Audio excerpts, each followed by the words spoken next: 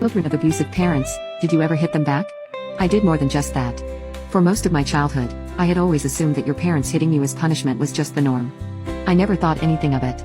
But as I got older, my friends at school would often call out bruises or marks on my body. When I told them how I got hurt, they were horrified. I ended up calling out my parents for their behavior. Needless to say, it only made things worse. When I was a teenager, I was at my breaking point. I came home from school one day and went to my room to change and start my homework. I had reports to do and tests to study for.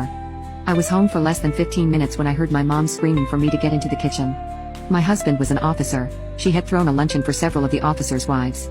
She demanded that I clean the mess up so she could fix dinner. Mind you, I hadn't been home since 6:30 that morning. At that time, it was around 4 p.m. The dishes stacked on the kitchen table, in the sink, and over all the counters had sat for several hours, as had the mess she made preparing the luncheon. I walked into the kitchen and immediately got the sharp-pointed finger poking me in the